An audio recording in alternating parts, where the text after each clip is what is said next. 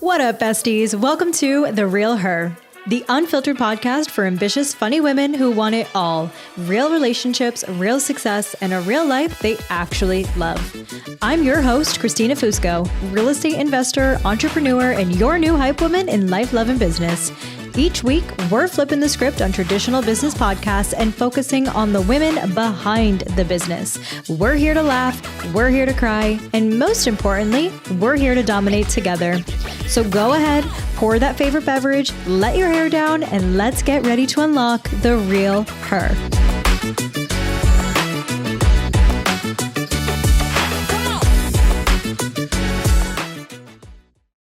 Well, hey, Alissa Winkler. Yes? I want to give you your official welcome to the Real Her podcast. Thank you so much. Thank This you is for being so here. exciting. This is so exciting. I'm so happy to do this with you.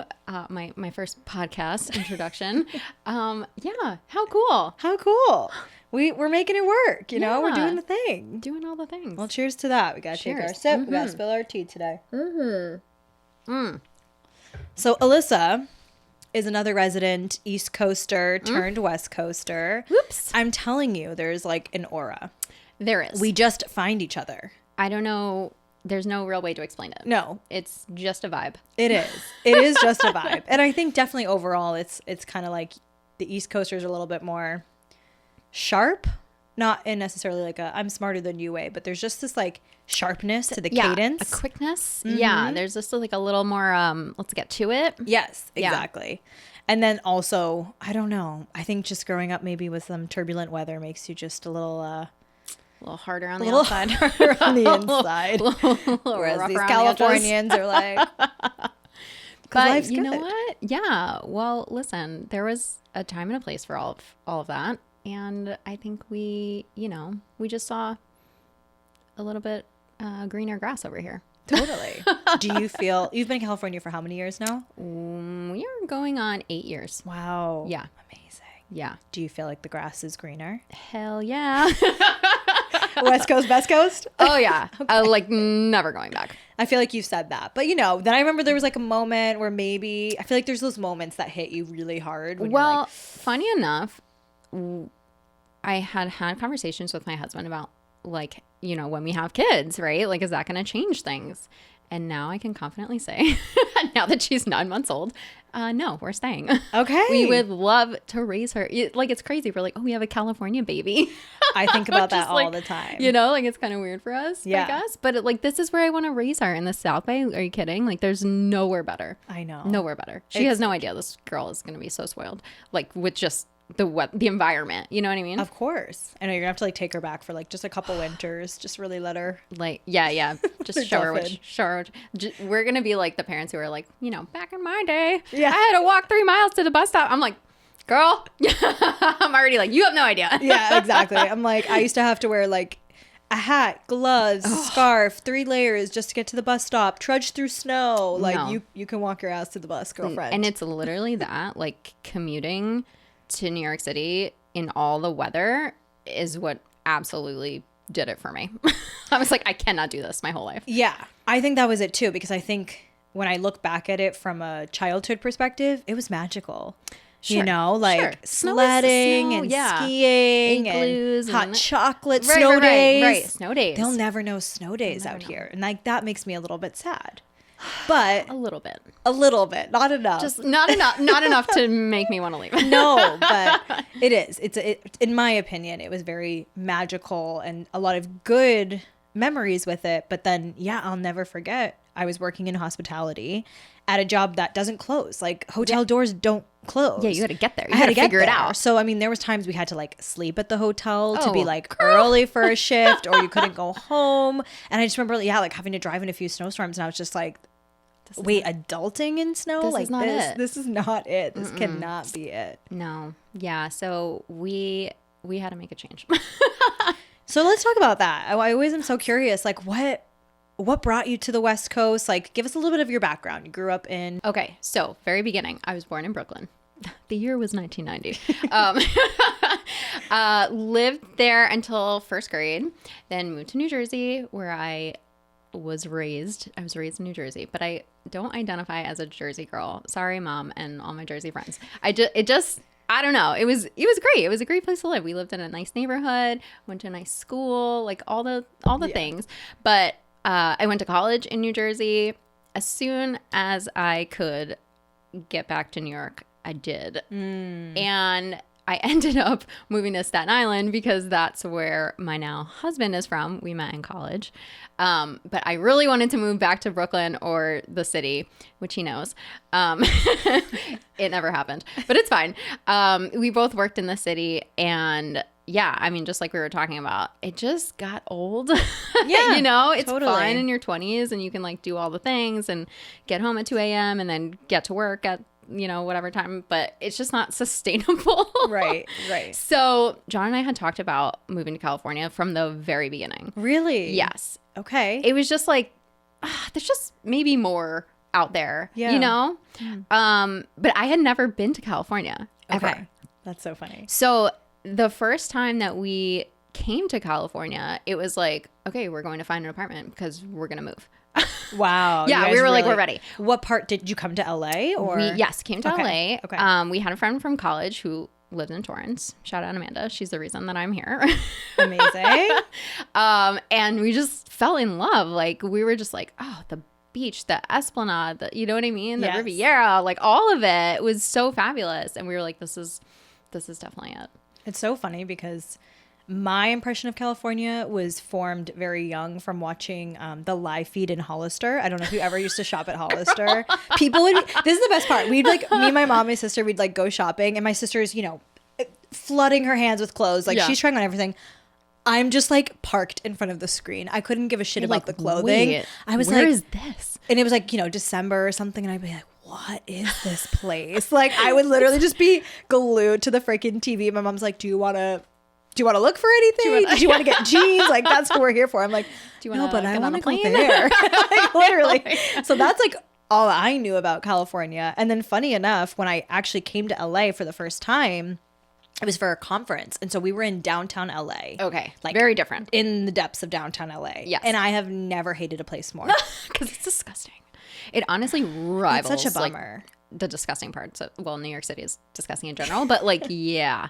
I mean, I'm just not a big city person, period. But I'll just never forget, like, for someone who wasn't a homebody, I was like, I'm good to leave this trip early. Like, I was like, I'm ready to go home. I don't think this is it. And so when the opportunity to move to LA came, I was like, I really want to go to California. But I was like, maybe I just have to go through this spot. And, you know, you're like, you got very lucky to have seen this area on your first trip. It took me a couple of years to discover and I think it. people still don't realize, you know, I'm sure you have like friends from home too that are like, oh, LA, and like you have this image of LA in your mind. Of course. LA County is ginormous, and I have been to many corners of LA at this point, and I can tell you that the South Bay is just different. It's just different. It's just more peaceful. It's just like when we moved out here, like we weren't looking for city. Yeah. You know, and a lot of people that I meet when I say I'm from New York, they're like, oh, like, did you live on the West Side? Like, you know, like they're trying to like match that vibe. And I was like, that is not what I was looking for. I wanted ocean. Yes. I wanted like calm, you know. So here we are.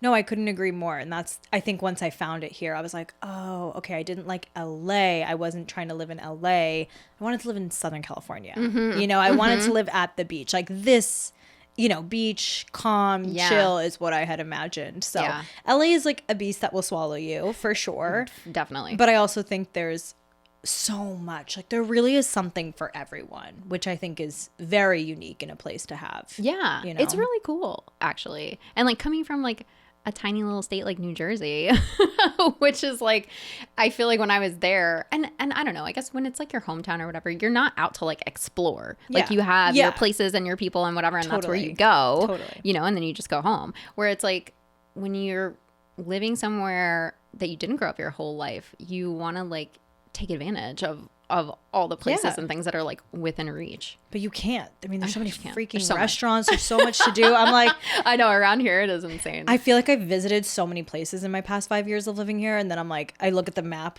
of the state and I'm like, but wait, I've covered not even 1% of this state. I know, and but I love that. I know. We just have like a whole lifetime of just exploring California. Yeah. And again, so much so many different elements and Yeah. vibes. Like you want to be super naturey and see beautiful mountains, you know, boom, there's that for you. You want to go Right. skiing, boom, there's that for you. Like it's, I just love it. It's amazing. It's been so good. I want to kind of go back for a second because you said an interesting comment. You said that like you never identified as a Jersey girl. So didn't. you grew up there, but you didn't identify. And, you know, a Jersey has its own reputation and what the Sure. people are like. So I can understand knowing you why. Are you talking about the Jersey Shore? I was going to say, you're tiny like that. Snooki, but you're not giving Snooki. Maybe a little feisty like her, but What was it like growing up somewhere that you wanted to leave? that is a great question. No one's ever asked me that before. I kind of, yeah, just. I don't know if I felt like this isn't it. Like I hate it. You know what Yeah. I mean? It just didn't feel like, I just always knew long term that wasn't where I was going to stay. I don't know. It didn't feel big enough. I just feel like it's a tiny little state. Like I feel a little trapped. Okay. That's fair. I don't know. Yeah. I don't know. I love this city. I love this city. And I do really miss New York City a lot. And even just like going like to downtown LA, sometimes like I just want to like look up and see the buildings. Yeah. Sometimes, you know what I mean? Like Yeah. I love that. Yeah. But then I also want the ocean. An ocean you can swim in, which is not New York. So fair. It's so gross there. But I guess, so yeah, it wasn't really like, I can't be here. Or like, it wasn't about the people there. It was just like, just wasn't a forever thing. That's so interesting. Yeah. Yeah, I love that perspective because I feel like for me, I just didn't know anything different. So I never thought there was anything different until Yeah. later in life, right? Well, But sure. Yeah. I guess it's, because I wasn't born there. I was that's already true. like, You wait already a kinda minute. did the move. Yeah. And then like I had a whole bunch of family in Brooklyn, so we would visit Right. often, And you just you could know, see. and like, if you want to jump in a subway, like you can do that. And it's just like in Jersey, I don't know. I just felt trapped. Yeah. No, that makes perfect sense. So then you obviously left Jersey, like you said, and you went to college on the East Coast. We went to college in New Jersey also. Okay. That was in New Jersey. I went to school for interior design, which was my mom's idea because I had no idea what I wanted to do. Not a damn clue. So funny. It was like junior year and it's like, you gotta like pick a major probably. Okay. Can we talk about that for a second? It's crazy. How infuriating that you go throughout high school and schooling in general, and there's no like,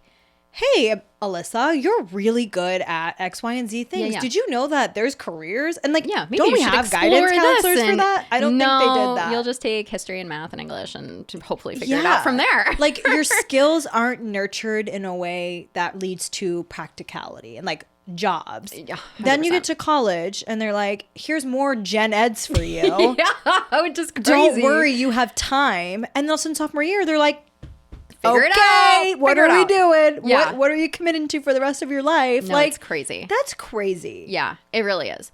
I mean, it's like, okay, number one, glad I went to a state school. Thank you, parents, for making me do that. Yeah, understood. Also, because that's where I met my husband, so everything happens for a reason, right? Yep. But yeah, like you have to pick your career path, and you just don't have a damn clue sometimes. I mean, some people do, Yeah. and that's awesome. I'm actually very jealous of people like that. But I was just like, interior design. My mom was like, this sounds like you. This sounds like some, and it was, I mean, I loved it. I really did. Like no part of my college career where I was like, oh shit, I think I picked the wrong field here. Yeah. Like I really did love it. But that was just lucky, I feel like, That's amazing. Yeah. Yeah. And then I got a job right after college in the city, working for a like an office furniture. It was in the office furniture field, which everyone says no one gets into on purpose. Like it lands in your lap and then you're like, okay, and then you that's just it. That's where you are. Like you're just in it. How did I get here? Yeah. Well, because in interior design, it's either your options are like a manufacturer, like you work for a manufacturer, you're a sales rep, or you're in the dealership or something like that, or you're in like architecture and like design, like residential or commercial design. Like those are kind of the options. Yeah. And on the manufacturing side, you get paid a lot more. So like like architecture, if you're going to interior design because you like love design and you like want to see, your visions come to life, Totally. like you're going the architecture route, and that's like, I feel like it's like becoming a teacher. Like you're doing it for the love of the job, Sure. not the money. And to be quite honest, I really didn't care about that. I was like, you know what? Whatever. I'll take the money. I was like, this job is coming for me right now. I don't know. Let's just do it and see what happens. Yeah. So I kind of landed in that. And it was cool. I mean, it was a great job. I had an amazing first boss. She taught me a whole lot. And it was like working in the city. Like I'd take the train, I'd just come up from Penn Station, you know, I was just like, oh, I'm doing it. You know, I was like in Sex and the City. I was like, yes, look at me. I loved it. I guess kind of fast forward again to 2020, the furniture industry really didn't do too well because no one was in the office. So fair. Yeah. So my company basically shut down by October of 2020. Oh, wow. And so I was let go that summer, a couple months before. And it was like a real fork in the road right there. You know, it's like, all right. I mean, like a lot of people, I think, right? Sure. Like when you're let go from like all you know, I was on to the second job after college, but that's the industry that I knew. Right. So it was like, where do we go from here? You know? And I had like ex-coworkers and this or that, and you know, people were like, you know, let me know if you're looking for something else, this or that. And I was like, I think we need to pause for a second and just like decide, are we gonna like, you have a choice right there, right? You know, right. Like I don't know, I felt like that was like a okay moment, like consider maybe the rest of your life. you know, like, do you want to get back into that? And it really is it's a hamster wheel, you know? Yeah. I was working my way up. I was a designer, and then I was an account manager and a project manager, and you know, and then you have a team and whatever. And like you get like stuck on that ladder, and it's like kind of addicting, right? You know? Yeah. Because it's like, you know, you're getting pay raises and titles and like, you know, team members and like, you know, just like all these things, and it's like, yeah, this is cool. Well, and I think that's like the path of success that we're kind of all like told programmed to want and programmed to want. Like you want to climb that ladder. It's literally the corporate ladder. I feel like that is a very East Coast thing also. So interesting. Right? I agree. Yeah. Like it's just, that's the path you're on. Yeah. And so since I moved here, we actually moved out here at the end of 2018. Okay. So I was already out here working remotely for this job in New York City. Yeah. Because when I was like, I'm moving no matter what. I would love to keep working for you. Yeah. You're like, but I'm moving. If I, you know, at that point, I was willing to just be like, I'll find something else. But it was going to be another furniture dealership. Right. You know, I wasn't going to like do something crazy at that point. I just wanted to move. So quick question about that. Yeah. So obviously I know you said interior design, you're working for a furniture retail. So like, and you're working for like corporate offices? Yeah, it was commercial. We did, like big corporate offices, bank branches, but like nothing residential. It was very not personal. It was all bottom line. It was all budget. Just ugly wood, the bank desks. I mean, at this point, I wasn't like designing. Like I said, that's not what I was really in it for. Yeah. But yeah, commercial. Okay. And then, so that was my follow-up, was like, were you designing how a bank would look, or were you guys just really like furnishing and we were sourcing furnishing. Okay. Yeah, we were furnishing like workspace, they would call like ancillary furniture, but we were working with the architects. It was their vision. They're on that side of it. Got it. And we were saying, okay, here's the products we can provide for you to match your vision.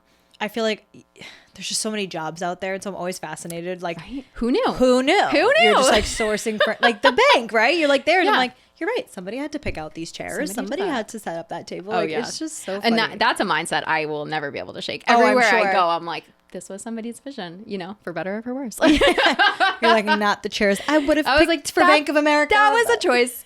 That's fine. It is true, though, once you're in something like that. It's like you just, like, that's how I feel with hospitality. You know, it's like I cannot turn it off. So I'm like, they didn't do this, or they didn't set the table that way. Like, oh, it's the worst. So I'm like, turn it off. Funny. No, you can't. Nope, you can't. But that's such a fascinating job that then, geez, like, tanked. Totally. So the company like totally dissolved. Disappeared.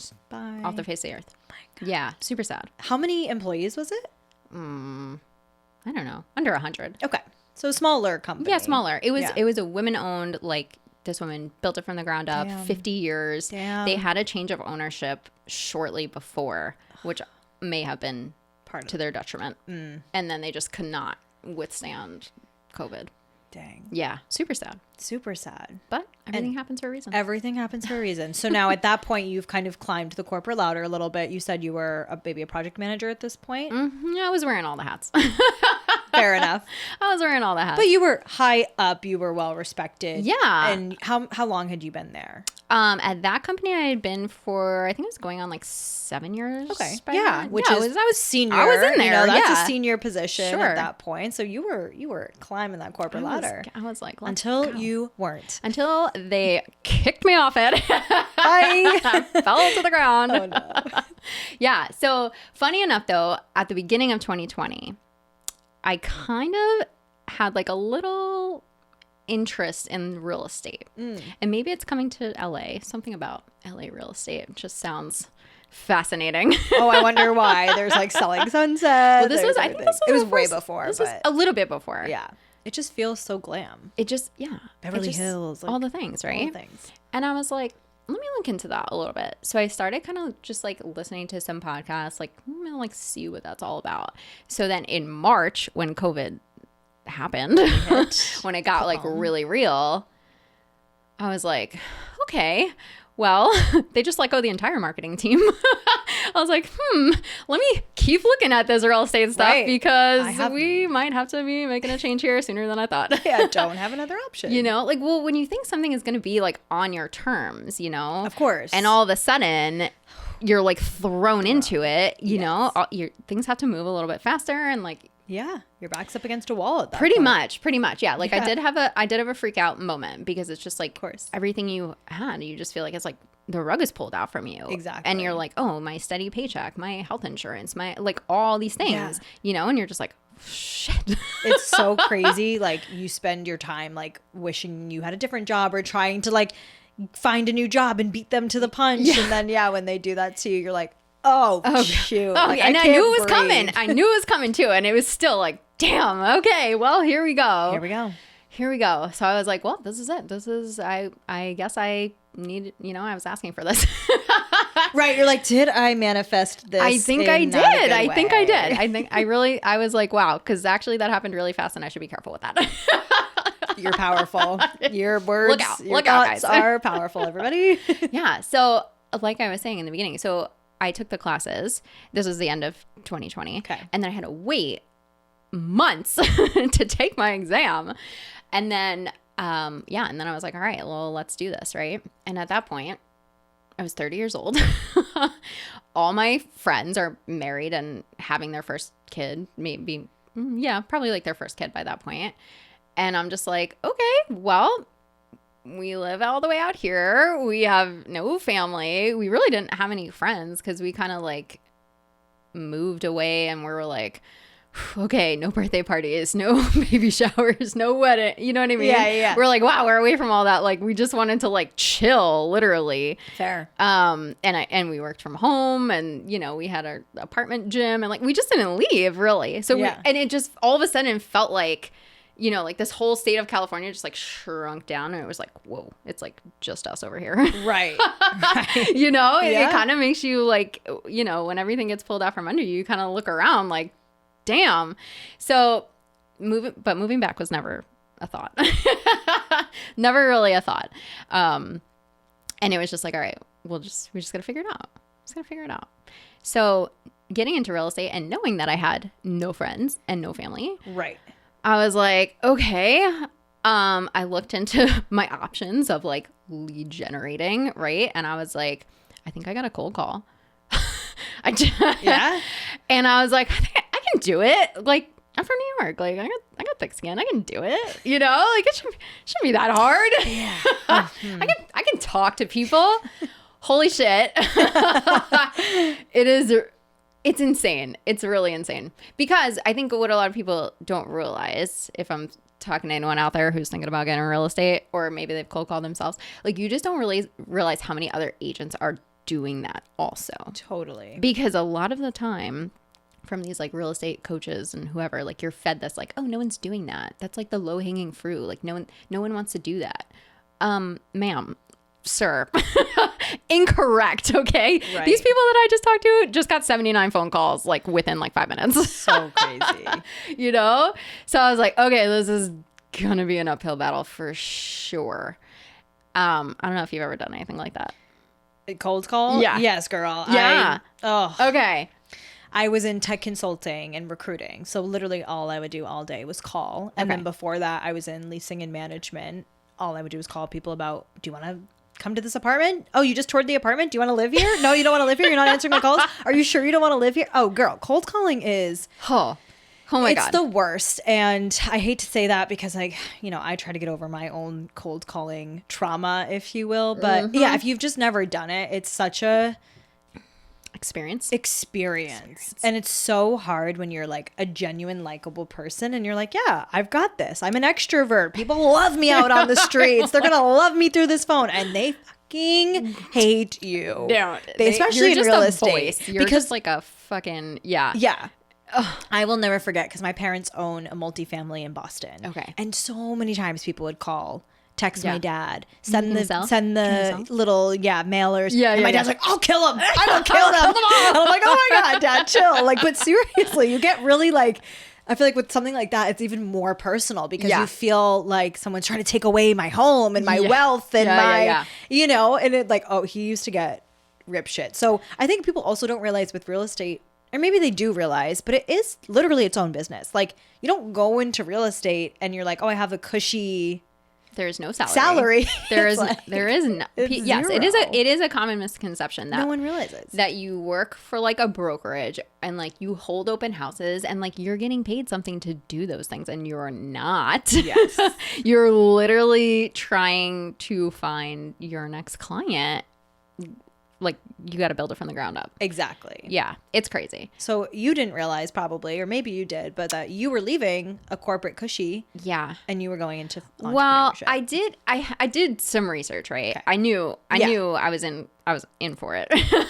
But yeah, again, like I was just like when I first came in, if you knew all the things you had to do to like be successful at the thing, no one would do anything. No. You just wouldn't even dip your toe in because it's just fucking nuts. All you see is the roadblock. You're not. And you're like, I have to cold call. I have to do. Oh my God, no. So you just have to figure it out. But like once you get your license and you pay for all the things you have to pay for just to be in business, Yeah. Yeah. I actually have my license. Do you know that? Okay, I was gonna say, I'm like, I know I've told you that a while ago. But Yeah. Same thing. I actually did it during COVID. Okay, yeah. Because I had gotten furloughed from my hotel job done. No one's traveling. Mm-hmm. I had a really good friend of mine who her mom was, a big agent in my town, and she was like, I could kind of use some help, do some on the side. And then that turned into me being like, well, fuck it, let me get my license because I don't know if I'm gonna have a job back. Right. So it's completely like a different world that you're stepping into, and it's quite a process to get the license too. It is a little bit of a process. Yeah, and there's a lot of upfront costs that I think people just don't realize. And for anything you do, it's out of your own pocket, and write-offs still cost you. Just so everyone knows. That just reminded me of like the Schitt's Creek scene where he's like, it's a write-off. It's a write-off. No, that just means you don't pay taxes on it. It doesn't mean that you don't have David, to pay for pay for these things. Like the corporate card is like, it's me. I'm the corporate card. Hi, I'm corporate. Hello. Yes. So yeah, it was really... it was my stepping off point because I had nothing else. Like I was doing open houses too, but that feels like a needle in a haystack. And also everybody got their license in 2020 and 2021. Right. Because the market was popping off. Yes. And I think so then you're just like a tiny fish in a big sea, right? So everyone's cold calling because all the new agents are being told nobody does that. Go call expireds and go, for sale by owners and like all this stuff, right? Yeah. But I'll tell you that one of the hardest parts about doing all of that is not even like talking to the people. It's just getting them to answer because of now the spam likely is like starting to be a thing. Yes. So like now I had to get burner numbers, right? I had to get like call lists. And again, all of these things out of my own pocket, right? Sure. Like nobody's providing this stuff for me and none of it is free. None of it is free. Yeah. Might be even a little illegal, but it's fine. Gotta pay to play. Yeah, you gotta pay to play. So yeah, so I did that for a year and a half before I was literally like, I think I might jump off a bridge. Because it was like seriously... It was seriously like getting to me. It was not what I got into this business for, which was truly to help people get to where they wanted to go. Yeah. You know what I mean? And if you can't, no one will listen to you. You can't help them do that. And talk about like chipping away at your self-worth because you start to be like, am I like a scam artist? Yeah, right? Is this like not actually good? Like, am I not actually helping people? I used to feel like that in my job all the time. Yeah, because they don't need me. They don't care. Yeah, people will just come at you, right? Because there's like keyboard warriors, but then there's like people on the other side of a phone. And I will say, like, honestly, as a woman, I probably didn't even get it half as bad. Sure. Oh, that's so fair. Right? That's so okay. fair. That's when it's kind of working in your favor and there was a few that cursed me out, but trust me, there were some other people, like, you know, some other agents in my I was in a coaching program for this. Yeah. And they were like, we are getting chewed out. I was like, oh Lord, you know? So anyway, so I did get business from it. It does work. You got to do it if you do it Yeah. long enough, and if you're able to like sustain the amount of calls you have to make to like get in contact with people.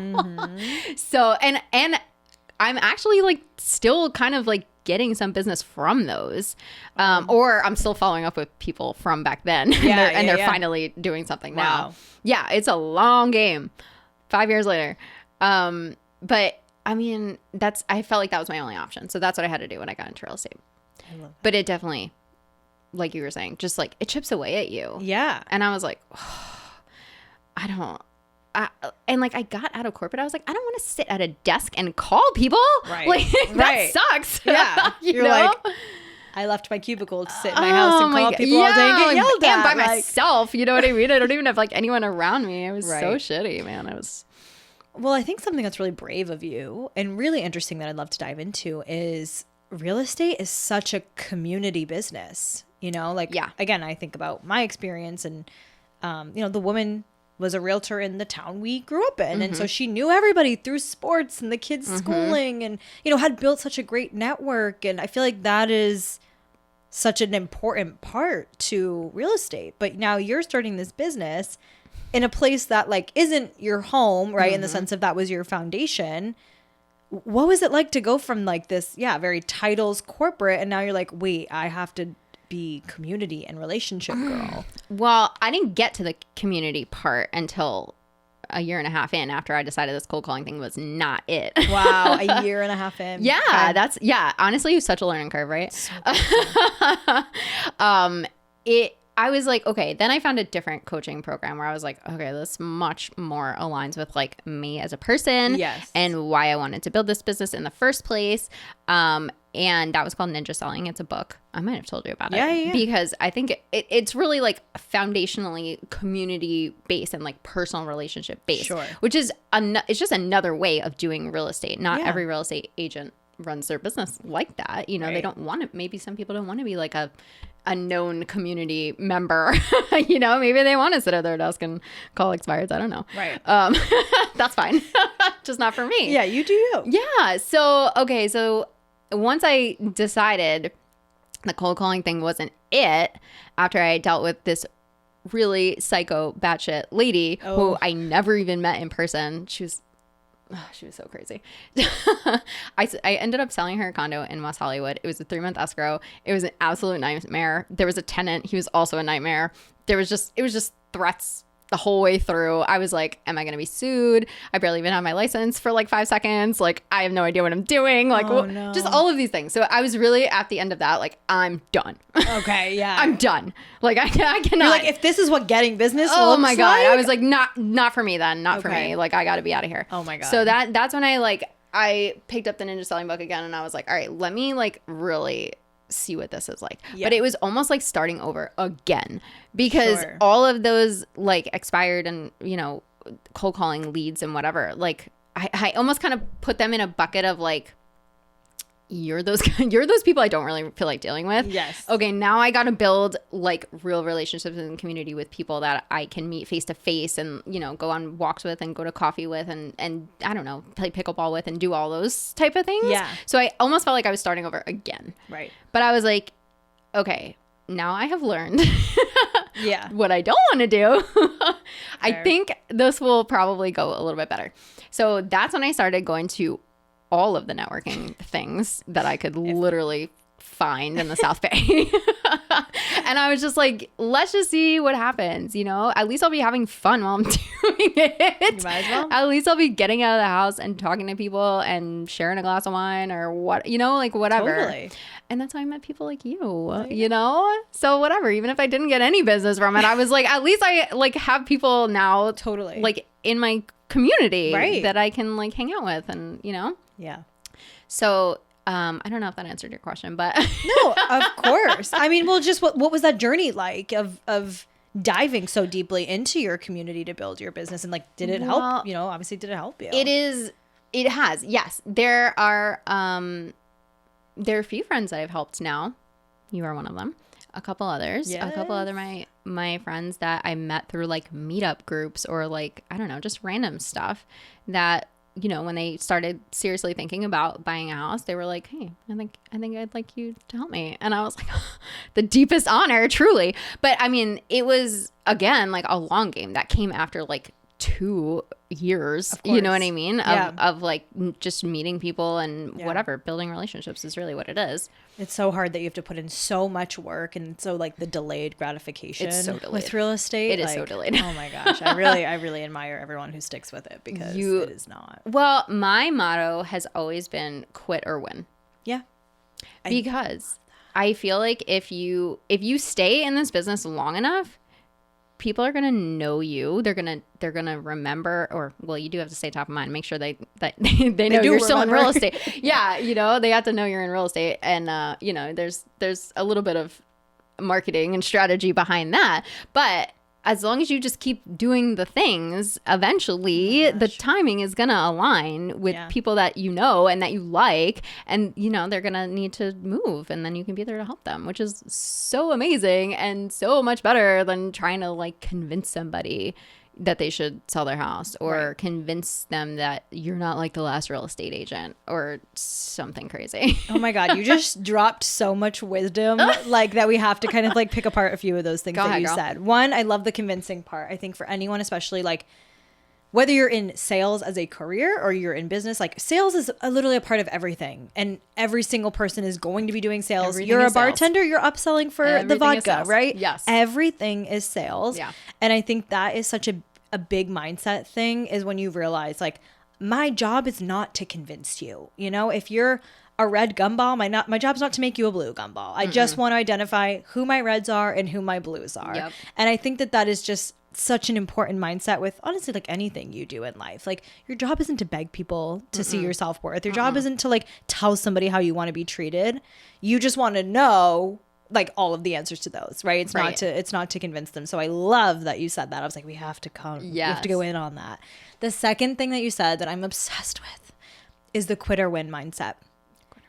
There are literally only 2 options to every scenario.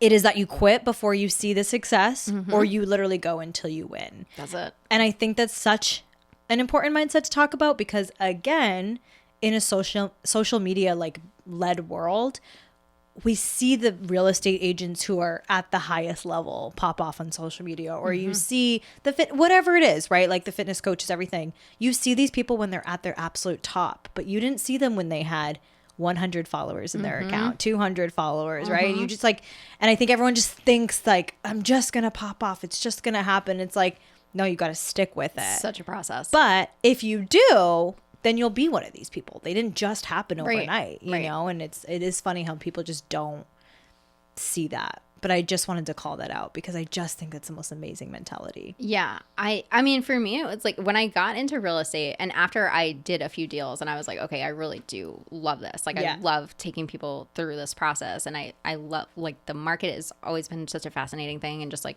economics and like nerdy shit like that. It's just interesting to me. But it's like so it was, again, I'm like always looking like, what's my forever thing? Where's my forever place? You know what I mean? Like I think just long term like that. Yeah. Maybe sometimes like too long term, where I like, hold on, I got to like put one foot in front of the other. Yep. Like, oh, we got to figure out this part first. But I'm like, okay, this is my forever thing. So even if cold calling is the shittiest thing in the world, then okay, maybe we just got to recalibrate a little bit and find a different way, because this is still what I'm gonna do. Like, this is still how I'm going to build a life. And I also felt like now that I left that corporate scene and I live in the South Bay of LA, which is not a very affordable place, if we're being honest. Yeah. I was like, what kind of industry can I get into that I'll be able to sustain a life here, you know what I mean, and build a family here, and like really succeed. So that was part of my mindset in getting into real estate in the first place. Was just like, how can but I don't come from a family of entrepreneurship at all. I don't have any friends who have done this sort of thing, you know what I mean? When I started thinking about real estate, I started calling some friends of friends, like anyone who would talk to me. And I think you do the same thing, right? You're like, well, let me try to find out what I can find out before I like jump all the way in this. Yeah. You know, you can only learn so much. But we're at least trying to make sure. And you know? Absolutely. But yeah, I mean, I just think that, you know, I knew it was a long-term thing, a long game from the beginning. So I was just like, I just gotta stick with it. I love that you just had that like mentality though. Like you just were like, well, this is what I'm doing. Like, how did you get there? Like, how do you navigate when I'm sure you've had your moments of doubt, and like, how do you kind of stay unwavering on that path? I have to give all props to my husband, John. Okay. He keeps me just focused. You know what I mean? He's like, yes, you can. Like, if anyone can do this, you can do it. You know? Yeah, I know, right? Don't make me cry. I said don't make me cry. I know. I'm sorry. I didn't think that part was going to make you cry, but he is a sweetie. No, yeah, because he just, like, it's just unwavering, like, confidence in me, even when I don't have it in myself. Yes. And I'm like, yes, I did say that this is what I was going to do. And when I feel like I'm like, this is like, I can't make one more, you know what I mean? Like, like, when is it going to happen? Because you can't make people want to buy and sell a house. Right. You just can't do it. So yeah, that's him. Oh my gosh. I know. He's the best. Yes. We love a supportive king. Oh, we do. And honestly, like, through everything, like, we've kind of switched off in like our career goals and that sort of thing. So I really feel like it's been such a partnership and like a supportive, like, not like, oh, why aren't you like bringing in the bacon right now? It's like, okay, it's my turn right now. You know what I mean? And we've kind of like gone back and forth with that. We've been together for 15 years, which is nuts. So crazy because you guys are so young too. So 15 years. It's amazing. I'm only 25. I mean, you look amazing. No, anyway, birthdays are coming up. Hey. Oh my gosh, Gemini Can we get a cheers to that? Cheers to that. Our birthdays are next week. Oh, shit. Our birthdays are next week. What are you doing for your birthday? Honestly, okay, I'm turning 36. We're digressing, but I love it. It's fine. We're just going to quick shift here. 36, I don't know. It's not a big one. It's just kind of a you're closer to 40 than 30. Oh my God, the tipping point. A little bit, but age never really like, it doesn't scare me. Yeah. I feel like, I don't know. Because like John is like very much like, oh my God, like 30's like 40, it's right around the corner. And I'm just like, yeah, I'm here for it. I don't know. Do you feel like, I feel like you're owning it always. Always. Yeah. Well, I think I've always been an old soul. Like, I feel like I've always been like, it feels weird to say this, but like kind of wiser beyond my years. I've always gravitated towards older people in circles, especially later in life, like all my coworkers. Myself. Yeah, like I feel grandmas like myself. I'm kind of like naturally used to being the youngest of the group, but like matching the energy of older people. So I already feel like I'm 30. I feel like I left my 20s a while ago, to be honest. I feel like 24, I like left my 20s and just turned into like a grandma. But it's definitely, I'm having that weird moment where I'm like, wow, I'm never going to have like a 2 in front of my age again. Like that definitely feels weird because you're just like, oh, my 20s. Like I feel like this has been the longest decade of my life, you know? But I am way more excited about 30s. And I really think 30s is going to be, I already feel very comfortable and in my element, but I think it's my decade. I think it's going to be your decade. You know? Yeah. But I feel like for a lot of women it is. That's what I'm hearing from everyone. It's kind of like the 30s is when you really... Calm yourself. Yeah, it's like your 20s, you're just like figuring shit out. So much to figure out. And it's like you're trying different things, you're meeting different people, you're dating different people. Right. And you're just like, you're just trying to like come to your own, Right. you know, come into your own, I think. And like, yeah, it takes a while. Right. Like, I don't know about you. I got a little wrapped up in college with like all the partying and all the things, extended a little bit past college. And then it was like, all right, like, let's like do life a little bit. And then that takes a few more years and, you know, whatever. Maybe you gotta shift some things or regroup and whatever. And then, like, I do feel like probably like 34 for me was like, okay, I think I know what I'm doing now. I think I got this. I was like, I think I got it. But then I had a baby. And just when I thought I got it, I was like, whoa, that's been something too. But I still like, I don't know. I feel like I still have like my path and my direction. So now I just got a little mini me along with me. Oh my God. And she's the cutest mini me. Oh my God. I love her so much. But yeah, I don't know. I'm like, okay, 4 more years until I'm 40. Like, I don't know. I'm like, I feel like in my head, I'm like, that's a benchmark. Right. Right. Totally. Like, what do I want to accomplish here in the next 4 years? And I feel like a lot of the time, like when you're on social media and whatever, and you're comparing yourself to this person and that person. Yeah. And then you're like, wait, they're like 48. And I'm like, oh my God, like, yeah, I can do that in the next decade. Sure. It's so true. I mean, you do see a lot of these like young Gen Z money making kids, but then you realize that, again, like the average age of a CEO or a billionaire, millionaire is 40s, 50s. Yeah. I think it's like 56 or something like that. Like, we have so much time. We have so much time. But social media really warps that too. And you just, again, it's like that instant gratification piece where you're just like, am I ever going to make it? I'm not getting the immediate validation. And, you know, we're so used to like, you go on Spotify and it's like, don't even worry about it, babes. I recommended songs for you. Don't even think about it. Yeah. Netflix is like, since you liked this, I know you're going to love it. Like, we have so much less autonomy on our brains at this point. And with the AI stuff, exactly. which it's just we so use. Easy. Oh my like, God. You don't have to think. I'll be like, I don't have to think about that. Wait, let me ask AI. And it's like, we're doing so much less of that. So I think that's just so hard in life and business when you're like, why isn't my life and business working out as easy as it is for me to navigate? Yeah, it's a lot. And it's a lot like building a business when you like almost have too many tools at your disposal. It's resources are so accessible that it's overwhelming. Yeah.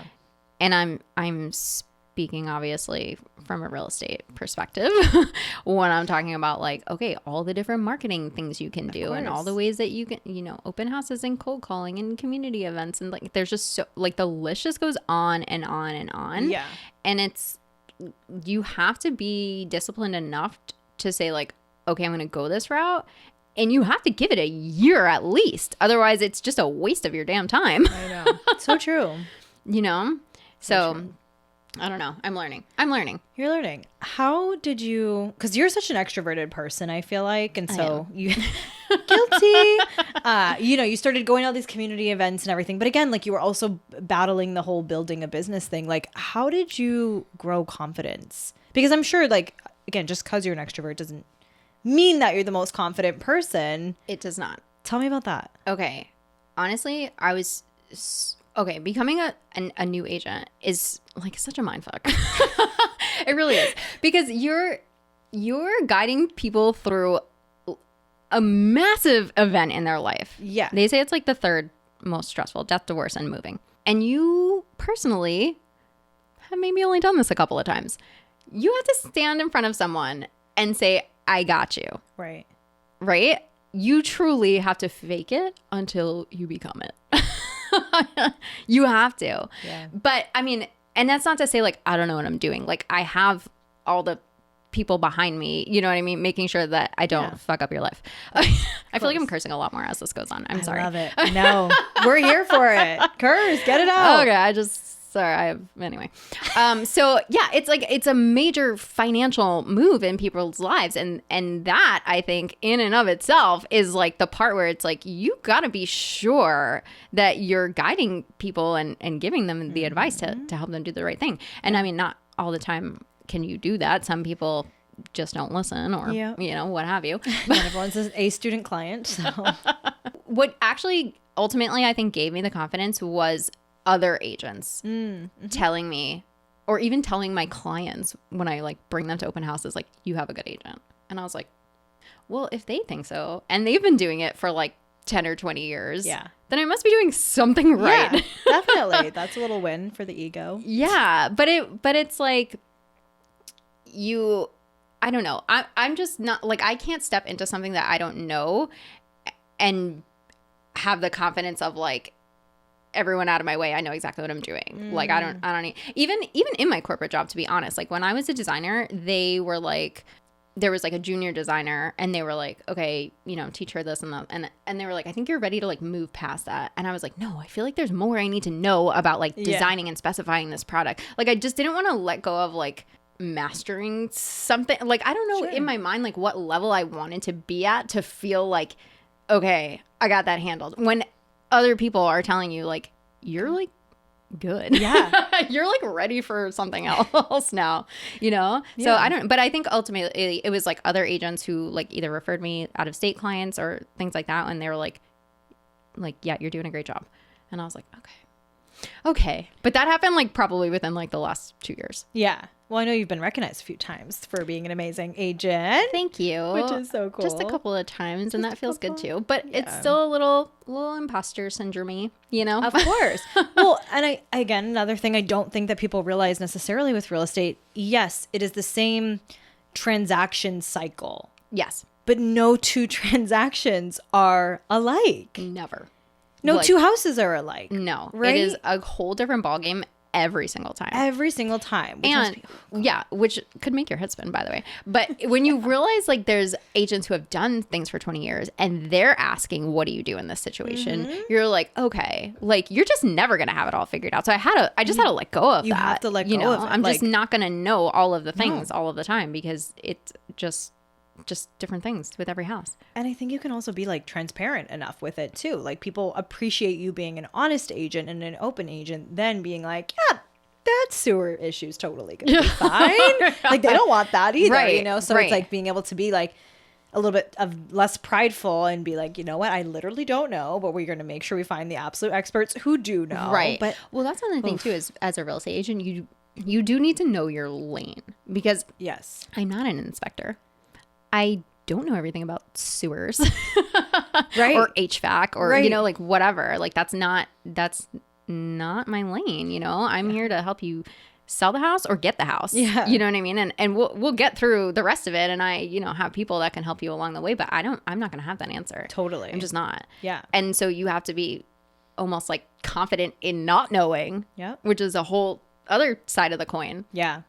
Well, because you're the person ultimately that's just holding their hand through it. So I think at the end of the day, if you can communicate like, again, I don't know, but we're going to find the answer together, and you can do a confident job at least guiding and navigating and being like, I got the HVAC guy though, you know, he's on speed dial. Yeah. Then that's what they want, you know? Yeah.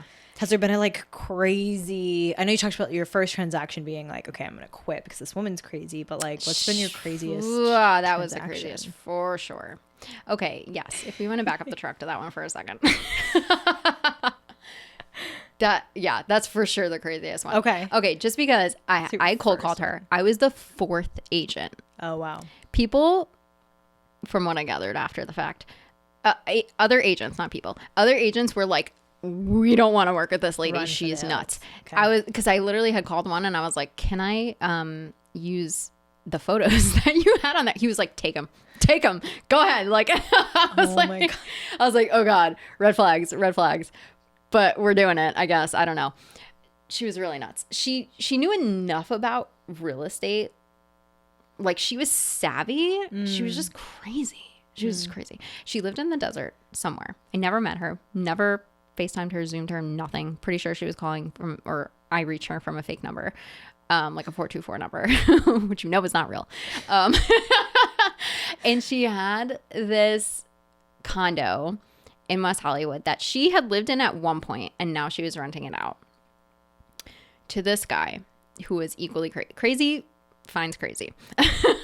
Fair. So I have to go to this apartment to show it, which I was like, okay, yeah, that's a crazy long drive from the South Bay to West Hollywood for me to be doing all the time, right? Yeah. But it was like, okay, we're going to qualify these people. We're not going there for no reason. There was a lot of trips, though. There was a lot of trips out there.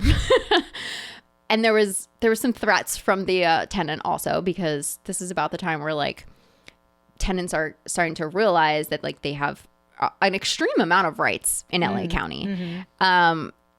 And it was like, oh, I have a lawyer. Like, you can't just sell this property and kick me out. Like, you're going to have to pay me a relocation fee and this and that. Like, literally, I was holding my breath until it actually, like, until I found out he was out of the apartment and it sold. Fair. Like, I was like, is this guy really going to leave? Like, I just had no idea what was going to happen. And then meanwhile, the seller is like, I had tried to refer her to another agent. Oh, wow. Friend of mine. Okay. But she had realized that I couldn't cancel on her when we were already under contract. I couldn't just pawn her off, right? She knew that. I didn't know that at the time. Now I do. Wow. Yeah. So she was like, well, you can't get out of this contract. Like, we're in escrow. And I was like, fuck, she's right. When I really, but she was just like very suspicious the whole time. But it was like one day, oh, you're the best agent I ever worked with. The next day it was like, you're a liar. I'm going to sue you. I know. It's like she had people like secret shopper calling me. You know what I mean? Like, yeah. Like she would have someone call me and say they were an agent and like ask me if it was under contract and if we were still showing the property or like just like weird shit what like that. What a test for your... It's like she was like an industry plant. I don't know. First test. Yeah, right? This is like really... and so anyway, I did end up, by the grace of God, getting 2 offers on it and selling it $10,000 over what we had listed it for. Okay. Which was like amazing in like 18 days too. After it didn't sell 3 times. It was probably her though. Because it wasn't a bad unit. It was amazing views. Honestly, it was really, and she had really good design style too. She was just batshit. Oh my God. She was just like really nuts, man. But like to the very end, like there was one point where we're like days away from closing and she's like, I'm not signing like the deed over. And I'm like, what do you mean? She's like, I didn't say I was going to pay for the home warranty for the buyer. I'm like, you gotta be kidding me. We're talking about like I don't know, $700 line item on a $725,000 condo. Yeah. Come on, lady. Yeah. And I was like, I'm not paying for it because I had already shelled out, I don't know, a couple $100 for something. And I was like I was doing all kinds of new agent dumb shit. Sure. Because I was like, I'm in too deep on this. Like, right. I have to close this. Gotta get this thing done. I was like, I gotta do whatever. And the other agent on the other side, like, she was also really not working with me in the beginning until she realized how crazy this lady was. And then she was like, okay, we're on the same team. I was like, let's just get it closed. But it was like, after that, I was like, I just can't. Like, I'm never cold calling, bringing these crazies. I was like, this is not it. I don't know. It really tested me. Yeah. It really tested me in a lot of ways. Well, that just goes to show like your perseverance and your grit, because the fact that you even did get back out there, like there's a lot of people who would have actually stopped after that. Fair point. Fair point. Yeah. I mean, again, I have to credit to John for being like, it doesn't have to be like that. Yeah. He was like, that's not what you're made for. Like those kind of people, and I did have some, actually 2 really great clients that I got from cold calling who have like referred me to other people since. So it wasn't all bad. So we're 5 years into the real estate business. Yeah. What does it look like today? Just like a lot less anxiety, I think. Good. Okay. That's fab. And I'm not like an anxious person. I wouldn't say I'm like an anxious person. Yeah. Really. But I, once you get through a couple of deals, you can spot those red flags. And again, you can make the choice. Like you get to decide. It's your business, if you want to work with somebody, whatever industry you're in, right? When you're building your own business, like you get to decide that. And it's so easy to like talking to someone who's just getting into it saying like, you don't have to take that client. And you're like, I need any client, right. You do have to go through that phase. Do. Yeah. But I am past that phase now where even, I mean, like I'll do leasing also, but I'm at a point where I'm like, this is my minimum. You know what I mean? Like I'm not going to run around you know, for free if it ends up, you know what I mean? Like if it ends up a property manager who doesn't want a real estate agent involved, and they're not going to pay my commission, and then I get screwed out of all of my time. Totally, you know what I mean? Totally. Like I'm just not going to do that at this point. Right. So it feels good. So 5 years feels in, good. We've got confidence, we've got boundaries, we've got discernment. One thing I'll say I'm still working on is time management. I just suck at it. It's a hard one. I don't, you know what I think happened, which was like not my fault, but coming out of like the corporate, I was like amazing at my like getting my to-do list. I would knock things out. Like they call me my nickname at work was Zip, like Zippy. Like you get like everything was like boom, boom, boom. Like shoot that email out, get this drawing out, like do the like it was quick, right? But then I had this time in between getting laid off and getting my license where it was just like, whatever. Like, I'm just studying for my license. Like, I don't have to be anywhere. Nobody was doing anything because everything was shut down. Right. So I really got in this, like, mode of just, like, la-di-da. And I have not been able to get back on it. Yeah. So I don't know. And there's, like, all the hacks in the world for, like, time management thing. But it's just...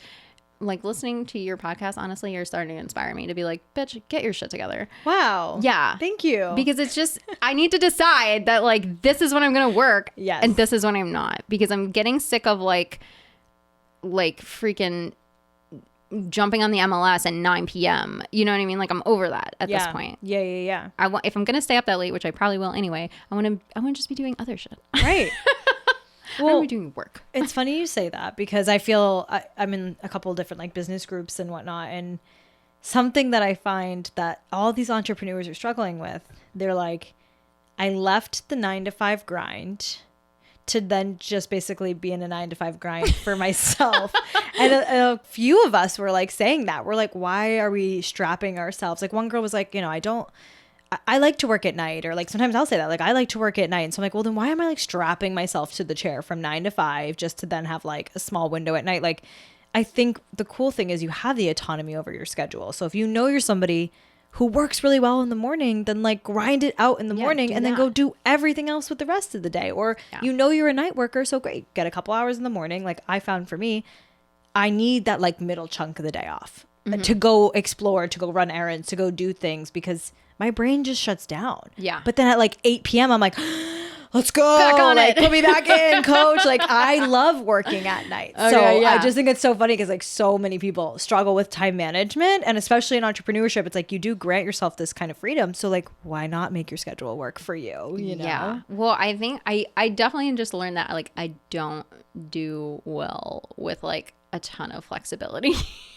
Which is fair. Yeah. I just don't. But it is true. It's like, okay, the 9 to 5 is just like what society decided. Right. And maybe that works for like some people. Probably not though, because that's a really long stretch. And I feel like, I don't know. There's things out there that are like, yeah, like 20-minute blocks or like 40-minute blocks, not like 8 hours at a time. Right. I'm not a morning person. Yeah. It just takes me a long time to wake up. Yep. I don't drink coffee, so maybe there's that. But like, I can't do things quick in the morning. I just can't. Yeah. I just like need time to wake up. You so get that. And I stay up late, like naturally. Yeah. But at the same time, I don't know necessarily if at night is like my most productive time. Right. It might be somewhere between like 11 and 6 p.m. Yeah. Which is okay. Right. You have the autonomy to figure that out. But I agree. But it's hard. It's hard when there's like no one. It is hard. Or like I'll try to do like the calendar time blocking. Yeah. But then I suck at that sometimes. Like I really try to stick to it. But like who's going to say anything if you don't? Right. I'm like, walking Georgia 11. We can do that at 12. Yeah. I can take another meeting. Whatever. Like, so yeah, I don't know that there's a perfect system for it. I'm sure maybe we have to find someone who can do a time management podcast lesson for us. But. I mean, I'd be here for it, but not like, oh, this is how you time block. Because like, we've all tried that. We've tried it. We get that. We've all tried that, and we need something new. Right. Exactly. We need to know our circadian rhythms. Yeah. And figure out our brain. Stop trying to like work against like who you are. Right. You got to work in your flow. Yeah. Yes. Yeah. So that's like To be continued. Do you know your human design? I don't. Oh, I know. we're going to have to find that out. I know. Why don't I know that at this point? That's okay. That's fine. Yeah, you're in California now, bitch. You're woo-woo. But it is like a do you good know what thing that to is? know. Or yes. Okay. You probably sent it to me, honestly. I feel like I'm actually, now that I'm thinking of it, I'm like, I kind of am getting flashbacks to like a walk on the Esplanade, pre-baby, no dog. And I feel like we had this conversation. We but might have. Okay, it fell off my radar. Well, bring it back. Just for anyone who doesn't know what human design is, essentially it's kind of like the makeup of you. And it's all based on, it's kind of like another astrological thing, I feel like is almost the best way to describe it, where it's, you know, what time you were born, when you were born, like all these other factors. And it basically is just supposed to be the thought of exactly what you're saying is like, all of us have different flow states, essentially. And it teaches you to know your human design and your makeup and then work ultimately in favor with energy and in favor with universe rather than against it. So we need to do that because like I learned I'm a man. So there's like manifestors, there's generators, there's manifesting generators, which is what I am. There's projectors and reflectors. I think that's all 5 of them. So as a manifesting generator for myself, I am meant to go hard when I'm feeling it and when I'm not.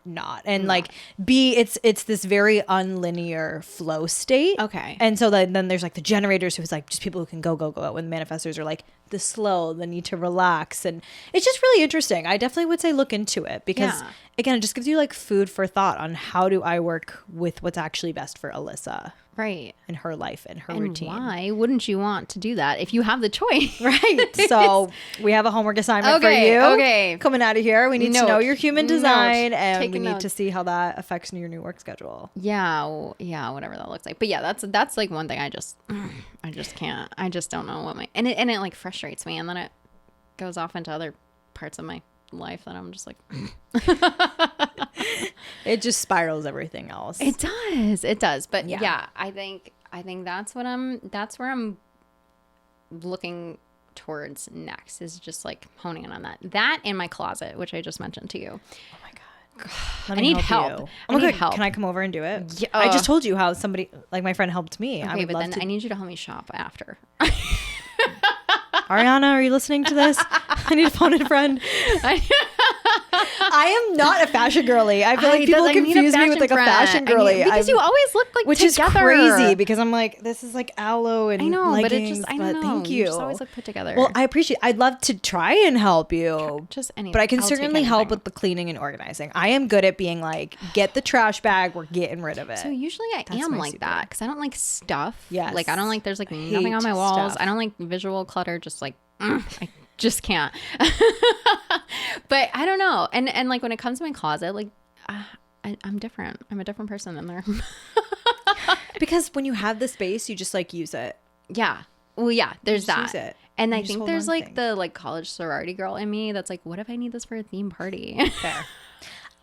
So that's okay. You can still have those things. So what we did was we got like a bin and it was like the fun bin. Okay. So I've kept a couple fun items and fun pieces that I'm like, maybe I will have a Western theme party and I need this just never know. Fringe top or maybe, you know, so you can still have that. Yeah. It's just maybe it doesn't need to take up as much space as you're letting it in your closet right now. Yeah. I just hate everything in there right now. I know that feeling. I just need to start over. And I'm like, oh, we're like short girls, you know, short girls need to like, I want to like dress for my body too, yes, right? That's a whole other thing. It's a really, okay, in this whole like last half of the conversation that we've had, I just feel like it's really like just identifying where you're at and then just like owning it and building around that. Yes. You know? Yes. Awareness is the first step. It's the first step. And it's like, okay, it's okay if I'm not where I want to be today. It's okay if there's gaps in areas of opportunity. But if you don't even take 2 minutes to identify that, yeah, you can never change it. You're just going to be lost. You're going to be in the same loop over and over and over again. And that, I mean, yes, I have been in that loop. Haven't we all? Yes. You know, but it's literally just sometimes just taking that step back to be like, okay, let me just do. I was with a friend this weekend and I gave her this like therapy exercise that I had because I was like, just do a quick analysis of your life. Like, just do a quick, how's this area going? Great. Relationships, great. You know, whatever. I was like, and then it helps you take a step back and be like, oh, I need to work on X, Y, and Z. Right. But don't get overwhelmed. Just pick one. Just one. Just one thing. 1% better I'm telling every myself day. right now. Yeah. Well, because I mean, think about like diet and exercise. You're like, I'm going to start a diet on Monday and I'm going to start a new exercise program. And then you fail and quit because you're like overwhelmed and you can't stick to anything. It's like, No. What if you just did one tweak this week and one tweak next week and then compound? That's it. And that's one thing becoming a mom has taught me is like, okay, when you only have like 1 hour, what are you going to do? Yeah. Like, you just got to pick one and go, or you'll literally do nothing ever. Right. Because you actually only have this 1 hour. Like, this is go time. Or like maybe less. You don't know. Because they're napping and who knows. But yeah, gosh. That's like, you have to, it's just decision making. Yep. Which is like, as an entrepreneur, like, you kind of got to get good at, or you're not going to get anywhere.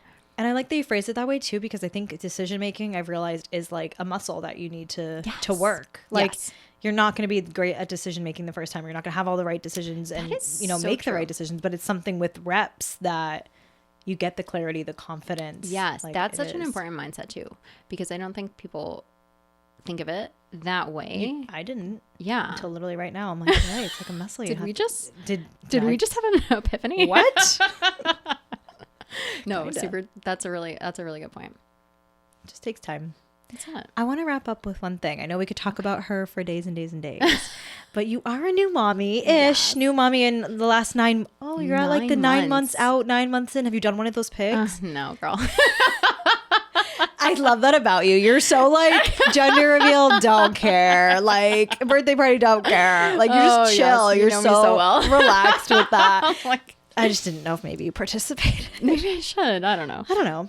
Do you have a 9 month out pic? Like I have with your big belly. I have a 9. Well, that's a 9 month in pic. I do. Sorry, that's what I meant. 9 month in pic. I do. Okay, so I took a picture 9 months out. 5 hours before she was born. So yes. Oh my gosh, I keep forgetting, you guys.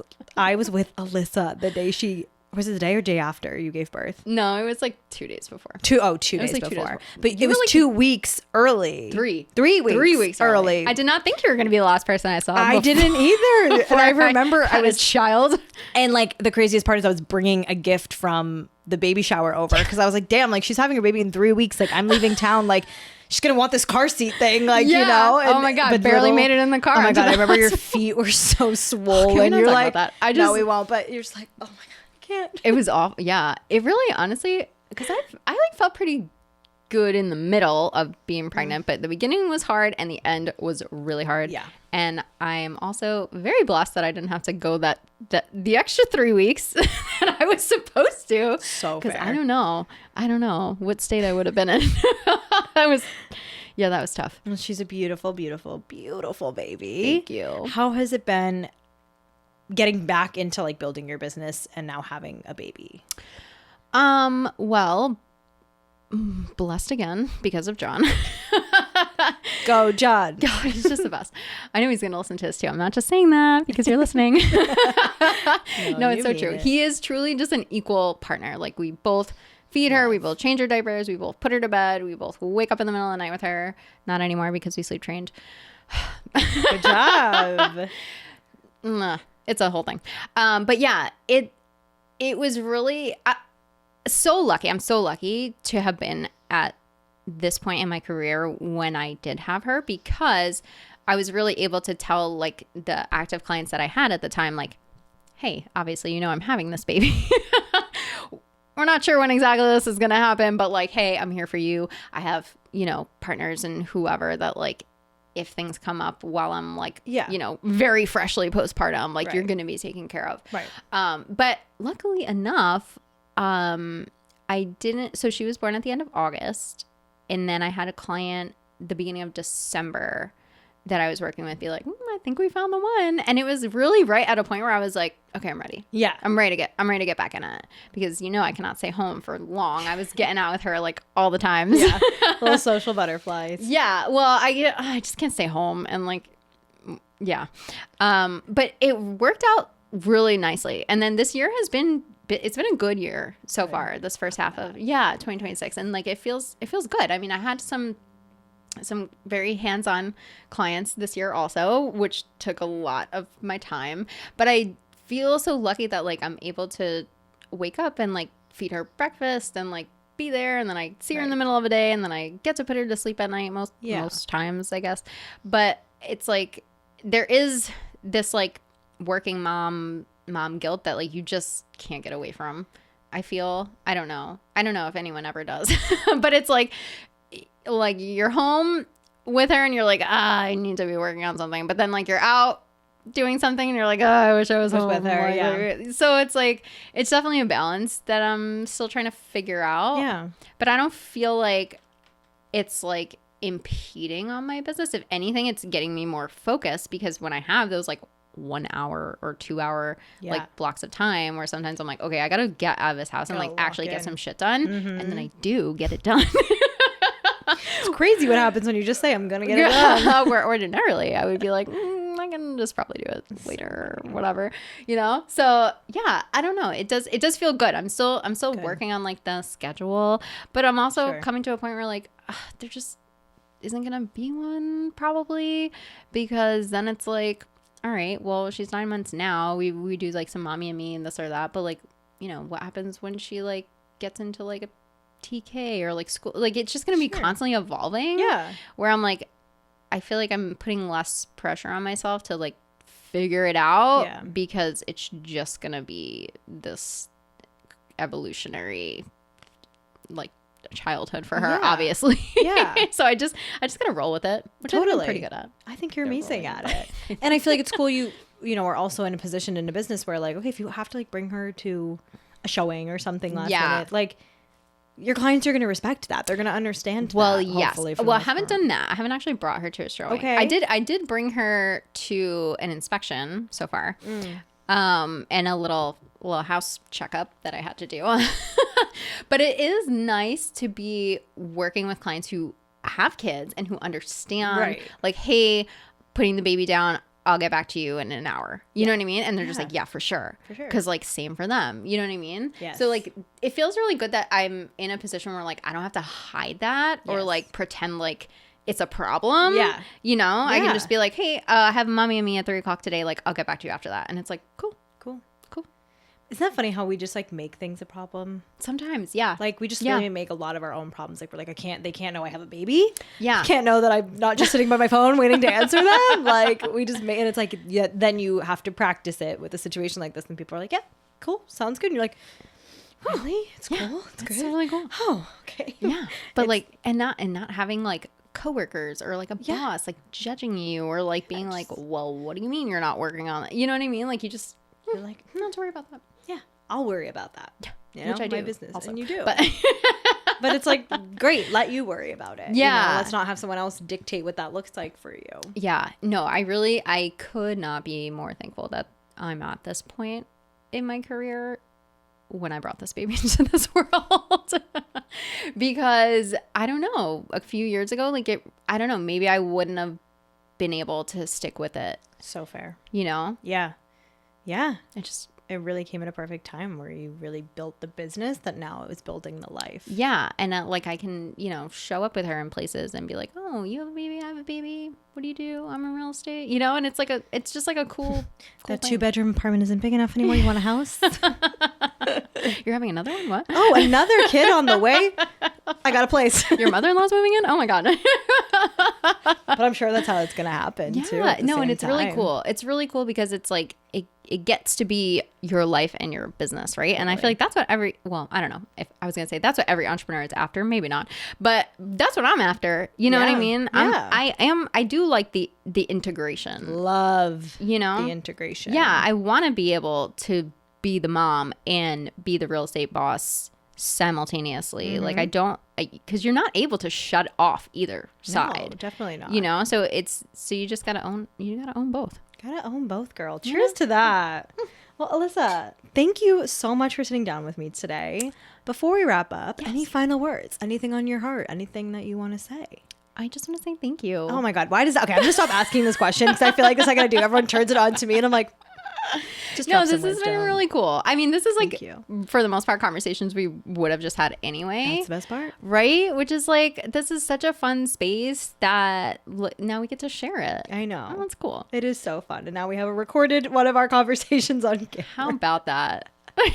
Oh, it gives me flashbacks to when you told me you were pregnant. That was one of my favorite days ever because that re-records in my mind a lot, actually. all the time. She's like, I'm pregnant. And I'm like, a child. I'm like, are we happy? Are we excited? Do you need me to take you to, like, are we excited about this? She's like, yes, I've been married 12 years. Like, I've been wanting a baby. Good. And I'm like, okay, good. But seriously, it shocked me too. So hey, I'm your bestie. I am here for you. We got it. Last question then. Thank you for joining me. But last question is, where can we find you? Oh, girl, on the gram.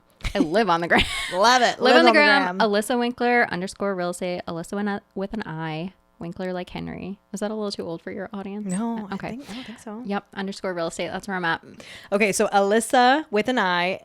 Winkler _real estate. That's it. On the gram. On the gram. Let's find her. All right, girl. Well, cheers. Thanks for joining me. Thank you so much. Yay. We did it.